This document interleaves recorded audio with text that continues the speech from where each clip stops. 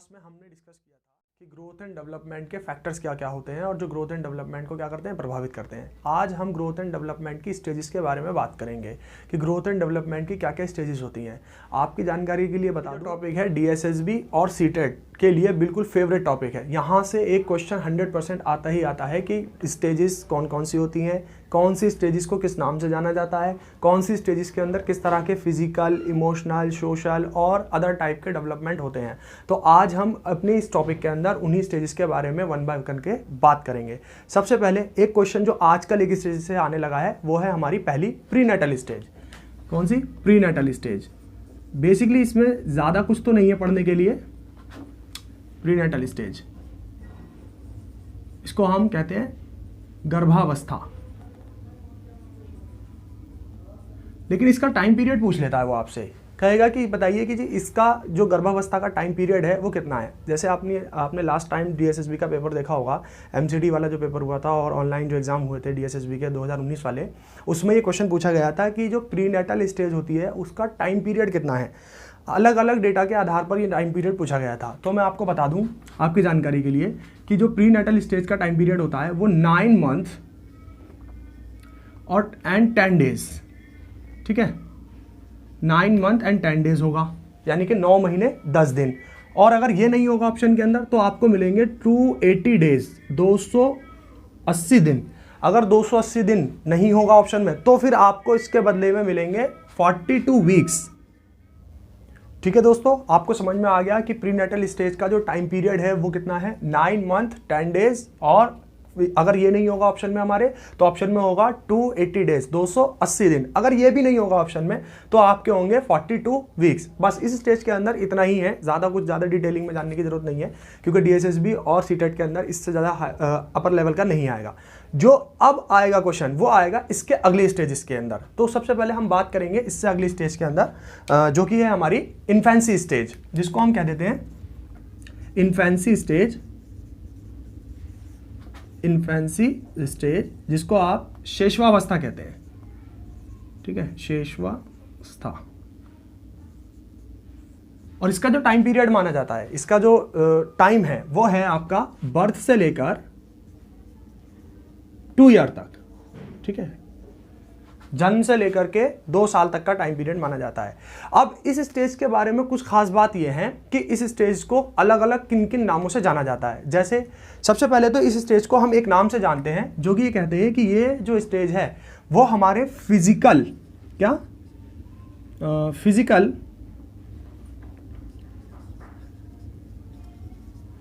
Physical development का या physical development या ग्रोथ का माइलस्टोन है। ये स्टेज माइलस्टोन, ठीक है, मतलब शारीरिक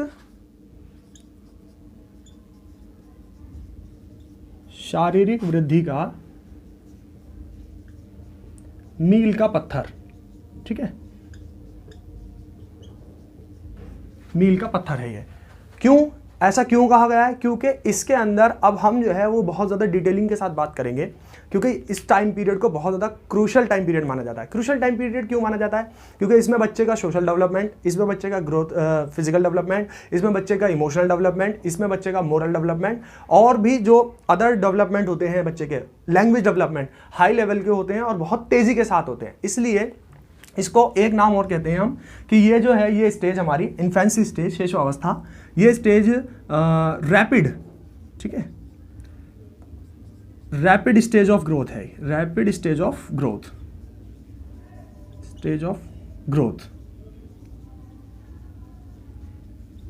मतलब इस अवस्था में बाकी सारी अवस्थाओं से ज़्यादा तेज़ी के साथ में डेवलपमेंट होता है बच्चे का।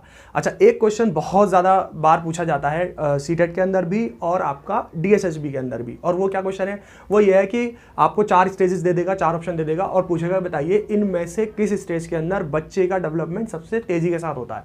तो एक बात के लिए आप थोड़ा सा इसको याद रखेंगे। इसका सिंपल तरीका यह है कि जैसे जैसे आप स्टेजेस पर आगे बढ़ते चले जाएंगे वैसे वैसे बच्चे की डेवलपमेंट की जो स्पीड है वो पुरानी वाली स्टेज के मुकाबले थोड़ी कम हो जाएगी। फॉर एग्जांपल एग्जाम्पल के लिए यहाँ पे हमने देखा प्रीनेटल स्टेज है, तो यहाँ पर जो प्रीनेटल स्टेज के अंदर बच्चे की जो ग्रोथ या डेवलपमेंट की जो स्पीड होगी वो ज़्यादा होगी किसके मुकाबले, इन्फेंसी स्टेज के मुकाबले।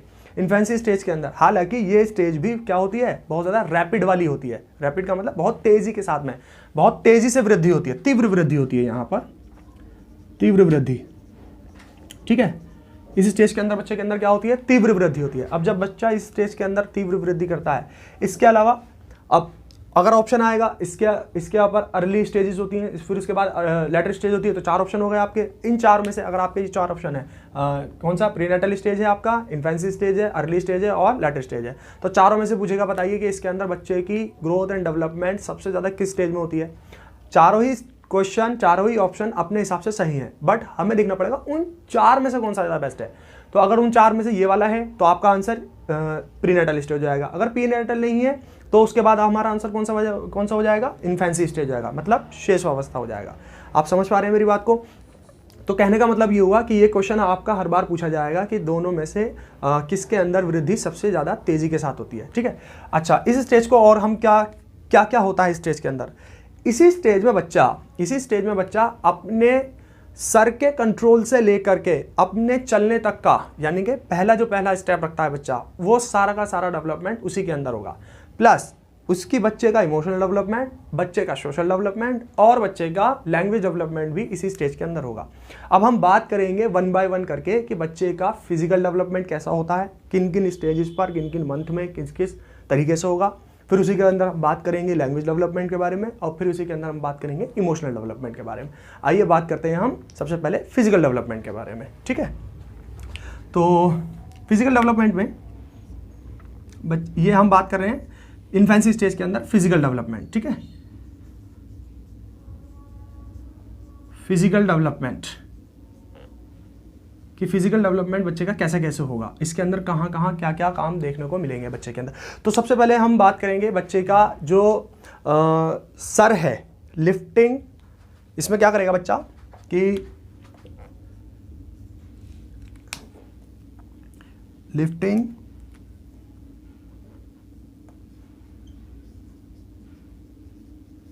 हेड एंड आर्म्स, कि बच्चा जो है वो सबसे पहले अपने क्या करना शुरू करेगा, अपने सर को, अपने हाथों को, अपने बाजुओं को क्या करना शुरू करेगा, लिफ्ट करना शुरू करेगा। लिफ्ट का मतलब ये उसको हिलाना शुरू करेगा। और ये काम होगा कब, ये काम होगा बच्चे का 2 से लेकर के 2 to 3 मंथ, कि 2 से लेकर के 3 मंथ के अंदर, 2 से 3 महीने में बच्चा जो है वो शुरुआत के 3 महीने में, आफ्टर बर्थ की बात कर रहे हैं हम, आफ्टर बर्थ में कि बच्चा 2 से जब 3 मंथ का हो जाएगा तो बच्चा सबसे पहले किस चीज़ पर कंट्रोल लाना शुरू करेगा अपना, यही कह सकते हैं कि सबसे पहले किस चीज़ को लिफ्ट करना शुरू करेगा, सबसे पहले किस चीज़ के अंदर अपना ग्रोथ करना शुरू करेगा। तो वो सबसे पहले उसकी जो कमांड आएगी, सबसे पहले जो पावर जो ग्रोथ होगी उसके अंदर, वो होगा आपका 2 to 3 मंथ। ओके, आपको दोस्तों समझ में आ गया होगा कि सबसे पहले बच्चा जो है वो अपना फिजिकल इन्फेंसी के अंदर फिजिकल डेवलपमेंट में क्या करने की कोशिश करता है, फिजिकल डेवलपमेंट में वो लिफ्टिंग हेड एंड आर्म्स, अपने सर और अपने बाजुओं को लिफ्ट करना, मतलब हिलाना डुलाना, आगे की तरफ को फेंकना। आपने देखा होगा बच्चे अक्सर जो है वो गर्दन उनकी एक साइड रहती है तो फिर इधर इधर करना, वो मूवमेंट करना शुरू कर देते हैं, जो कि आएगा उसका कितने कब तक, 2 से लेकर के 3 मंथ में। सिमिलरली उसके अंदर आती है बच्चे के अंदर रोलिंग। रोलिंग का मतलब बच्चों को देखा होगा आपने, बच्चे जो है वो बेड पर क्या करते हैं, लुढ़कना शुरू हो जाते हैं। रोलिंग का मतलब होता है बच्चे बेड पर क्या होते हैं, लुढ़कना शुरू हो जाते हैं। अक्सर आपने देखा होगा कि बच्चों को आप रात में या दिन में कभी हम सुलाते हैं तो वो बच्चा पहले बेड के एक कोने पर होता है, फिर वो रोल करता हुआ दूसरी तरफ भी आ जाए। तो ये जो रोलिंग वाला जो प्रोसेस होता है, सबसे पहली बार जो आता है बच्चे के अंदर वो आता है 4 मंथ में, कि बच्चा 4 मंथ के अंदर रोल करना सीख जाता है। ठीक है, मतलब अपने आप को रोल कर सकता है, एक करवट से दूसरे करवट जा सकता है, ये चीज़ें उसके अंदर आ जाती हैं। सिमिलरली फिर इसी के अंदर फिजिकल डेवलपमेंट में अब बच्चे का कंट्रोल जो है उसके हाथों की तरफ भी आना शुरू हो जाता है, उसके पकड़ने की पावर पे भी आ जाता है, ग्रैस्पिंग पावर जिसको बोल देते हैं आप। तो ये जो है वो grasping toys, right, grasping toys, ये आता है आपका 4 से 5 मंथ में। अच्छा, ये एक बात आप हमेशा याद रखेंगे, ये कोई स्पेसिफाइड टर्म नहीं है कि मतलब 4 से 5 मंथ का आपने, हो सकता है आपके पड़ोस में, आपके घर में कोई ऐसा बच्चा हो जो 4 मंथ का या 5 मंथ का हो गया हो और वो इस तरह की कोई एक्टिविटी फिलहाल नहीं कर रहा हो, तो इसका मतलब ये नहीं है कि ये डेटा गलत है। ये हम बात करते हैं जनरल वे में, कि जनरल वे का मतलब एक नॉर्मल या ऐसा बच्चा जिसकी ग्रोथ बहुत जल्दी हो गई है, या सामान्य रूप से जो होती है वो एक ग्रोथ का जो पैटर्न होता है वो यही होता है, एक टाइम पीरियड यही माना जाता है, इसलिए हम जनरल वे में बात करें। अगर आप किसी स्पेशल या स्पेसिफाइड वे में बात करें तो वो बात अलग हो जाएगी। जैसे कुछ बच्चे होता है बहुत जल्दी करना सीख लेते हैं, 4 से 5 मंथ से पहले ही चीज़ों को सीख लेते हैं। आपने ऐसे बच्चे देखे होंगे जिनका लैंग्वेज डेवलपमेंट होना होता है, किसी का लैंग्वेज डेवलपमेंट 1 साल के बाद लैंग्वेज डेवलपमेंट शुरू होता है हमारा सही तरीके से प्रॉपर वे में, लेकिन कुछ होते हैं कि वो 7th मंथ में ही बोलना शुरू कर देते हैं, 8th मंथ में ही बोलना शुरू कर देते हैं। तो ये भी एक वो है आपका मतलब ये कह सकते हैं डेवलपमेंट के अलग अलग रेट हो सकते हैं, किसी के अंदर थोड़ा जल्दी और किसी के अंदर थोड़ा सा लेट होता है, लेकिन एक ये जर्नल वे में जो हम बात कर रहे हैं वो यही होती है, ठीक है। फिर है उसके बाद में सिटिंग शुरू करता है। सिटिंग का मतलब बैठना, ठीक है, सिटिंग बैठना, कि बालक जो है बैठना जो सीखेगा बच्चा वो ऑलमोस्ट 6 मंथ के अंदर आकर के बच्चा बैठना सीख जाएगा। मतलब वही है सिमिलरली कि ये जनरल एक डाटा है और जनरल के आधार पर बात कही गई है। हो सकता है कुछ बच्चे थोड़ा जल्दी सीख जाते हैं और कुछ बच्चे थोड़ा सा लेट सीख जाते हैं। तो फिजिकल डेवलपमेंट के अंदर हमें ये बातें अभी देखने को मिलती हैं।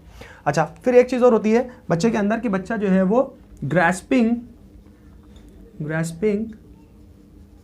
From finger, right, grasping from finger मतलब उंगलियों के द्वारा पकड़ना चीज़ें से, ठीक है, उंगलियों का इस्तेमाल करने लगेगा बच्चा, ठीक है,